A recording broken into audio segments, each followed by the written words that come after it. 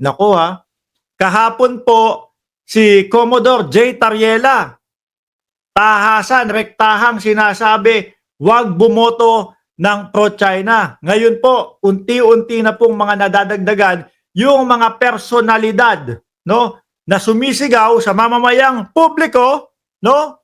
Carpio warns public against voting for pro-China candidate. Kahit naman ho siguro, hindi ko sabihin kung sino yung mga kandidato na yan.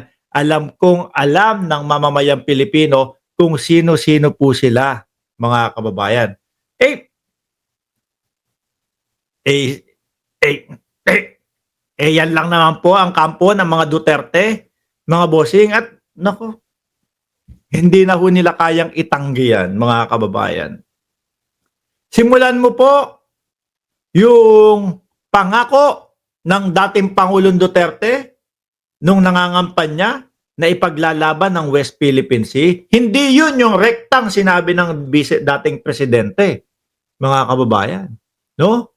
Ang rektang sinabi niya ay magje-jet ski papunta doon sa West Philippine Sea. Tayo naman, no, marunong tayong umintindi, hindi natin liliteralin ang pag-intindi doon. No? Pero ang ibig sabihin noon, mga kababayan, ay ang paglaban sa karapatan ng mamamayang Pilipino para sa West Philippine Sea. May nangyari ho ba? Wala. 'Di ba? Ano ang naging desisyon? Eh, wala lang. Kung ano yung dating napag-usapan, doon na lang tayo. Status quo. Hindi man lang kumilos. Hawak ng dating presidente yung papeles ng pagkakapanalo natin sa UNCLOS. Inasikaso ba? Hindi. Kasi papel nga lang daw ho, mga kababayan. Doon na lang po eh. Ang laki na po ng laban ng Pilipinas.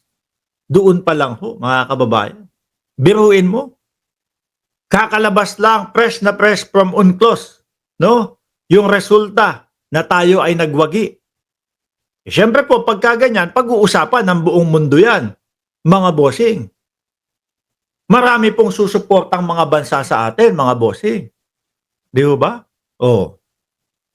Doon pa lang ho, kung inumpisa ng dating Pangulong Duterte, ay malamang po, o naramdaman natin na ipinaglalaban nila yung ating karapatan. Pero wala ho eh. No? Ano lang daw, papel lang daw ho, mga boss. Biruin nyo yun. Ang laking bagay na po sa atin nun, papel lang daw ho. At sunod-sunurin nyo pa po, mga bossing, nung panahon ng dating Pangulo, wala na eh. No? Wala pong nagawa, natulog na po sa kangkungan yung West Philippine Sea, yung karapatan natin sa West Philippine Sea. Di ba, Just Vincent, Naparco at Ma'am Delia Rosario? Wala na ho. Meron mga mangingisda tayo na napapabalita na inaagawan ng mga malalaking isda, kinukuhanan yung mga huli nila ng malalaking isda ng mga Chinese Coast Guard, papalitan po ng mga yosi at ng mga alak. Pero ano po ang sabi ng dating Pangulong Duterte? Barter daw ho. Naku, kawawa naman tayo nun. Barter. Biruin mo, libo-libong presyo ng mga nahuhuling mga isda nung ating mga mangingisda. Tapos ang kapalit po, halagang 50 pesos na yosi, halagang 50 pesos na gin na made in China. Barter po ang tawag ng dating Pangulong Duterte. Oh. Kawawa po ang ating mga mangingisda nung panahon na yun. Nakita nyo ho? Eh, ang naisip ko nga dito no? Kung nagkabaliktad po ang posisyon at tayo po ay pumayag na si VP Sara ang naging presidente at si Pangulong Bongbong Marcos ang vice-presidente, ay malamang po tahimik pa din hanggang sa ngayon ang West Philippine Sea. Bakit ho? Kasi nga, chuchu lang tayo. Susunod lang po tayo. At yan ho, mga kababayan, ay nararamdaman natin, no, doon sa hindi pagkibo o walang komento ng ating vice-presidente patungkol sa West Philippine Sea, mga kababayan. Di ba? Kaya hindi makapagsalita ang vice-presidente. tungkol sa West Philippine Sea, eh baka kapag ka kasi pro-Philippine siya, nako, kasama ako ni Bongbong Marcos na lalaban para sa West Philippine Sea. Baka magalit naman po si Xi Jinping noon sa kanila, best friend nila yun. Di ba? Kapag ka naman po narinig sa Vice Presidente na kasama ako, baka pareha sila ng sinabi ni Marcoleta. Let's say, there is no such West Philippine Sea. Kung ganun din ang sabihin ng Vice Presidente, ay nako, lalayo naman po ang pagkakataon sa Vice Presidente na maging presidente sa 2028. Di ba? Dahil ayaw ng mga Pilipino. Yung mga hindi lumalaban para sa karapatan natin. Di ba? Mga kababayan, diyan po sila unti-unting mga nahahalata kung sino yung mga pro-China na mga kandidato. Dagdagan mo pa ng isang Marcoleta na gustong kumambyo pero wala, hindi na mabawi at hindi na makakambyo dahil po nahalata na din ng mamamayang Pilipino. There is no such West Philippine Sea. Nung nakita niya o napansin niya, negatibo ang reaksyon ng mamamayang Pilipino doon sa sinabi niyang there's no such as West Philippine Sea. Ayun. Gusto ng kumambyo. Gusto ng biglang gano'n, biglang reverse. Pangalan lang daw po ang kanyang tinutukoy, mga kababayan. Eh, sabi naman natin, sana simula't simula pa lang, binanggit niya na, there is no such as name ng West Philippine Sea. Para malinaw ho, mga kababayan. Di ba? Eh nako, 90% po ng mamamayang Pilipino nag-react at hindi pumabor doon sa sinabi ni Marcoleta. Mga bossing. Di ba? Lugi tayo sa mga kandidato na yan. Tandaan nyo ho.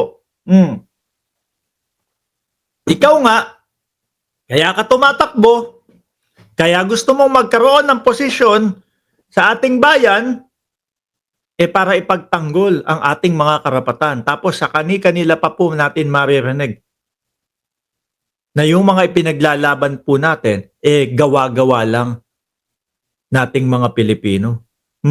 Sila Bato de la Rosa, gustong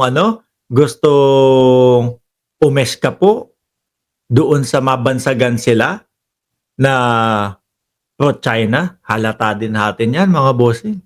Wala naman din ho silang ginawa. Wala naman din ho sila. Sila lang din ho yan. Sama-sama lang din ho yan, mga kababayan. Kaya hindi ho ako magtataka yung inumpisahan po ni Commodore J. Tariela na sinabi niya, huwag tayong boboto ng mga kandidato na pro-China. Naku po, nakikita ko po, mga kababayan, madami pang individual na mga kilalang individual, mga bossing, ang lalabas dyan at sisigaw na huwag tayong bumoto ng mga kandidato na pro-China. Ito po, si Carpio na, mga bossing. Carpio warns public against voting for pro-China candidate. Bumoto ho tayo, mga kababayan, yung talagang may pagmamahal po sa ating bayan. Bumoto tayo nung mga magiging leader na para po sa bayan ang gagawin, hindi po para iboto nyo tong mga ito. Bakit? Kasi tutulungan. Iboto nyo tong mga to kasi para kay Inday Sara Duterte para hindi ma-impeach. Huwag ho tayong boboto nung mga kandidato na para po doon lang sa mga kakampi nila at hindi po para sa interes ng buong Pilipinas, mga kababayan. Paulit-ulit lang po nilang gagawin yung magkampihan. Eto, kita na natin. Hindi sila makasagot. Kakampihan pa nila. Kakampi nga nila. Di ba? Sabi ni Just Vincent, mga babaeng BBM supporter nga, may yagballs. Wala nga lang lawit. Hindi, matatapang yan, di ba? Yung mga babaeng supporter. Di ba? Janet Garcia, ng Saudi Arabia. Sabi ni Shiro Kansaki, pro-China kasi si Cubeta, yung religion niya na iglesia ng China. Sabi ni Shiro Kansaki, INC, iglesia ng China. Sabi ni Ma'am Maribet, maligaya, Maribet here watching from Kitchener. Like your humor and energy. Truth always be is the best report. Opo, napakadali lang pong i-report o napakadali lang pong i-vlog, mga kababayan, no mga katotohanan. Hindi mo na kailangan hindi mo na kailangan tumahi-tahi pa nung mga kwento dahil ang katotohanan po, no, saksi ang iyong mata at lalapat po, no, sa iyong utak, tatagaya sa iyong utak. Mahirap kalimutan. Hindi po kagaya nung mga fake news, yung gagawin mo yung balita para lang magkaroon ka ng content kahit walang katotohanan, kalaunan po madaling makalimutan. Kaya po sila nagkakandadulas-dulas po. Ganyan din po yung estilo ng mga pro-China na kandidato, mga kababayan. Anyway,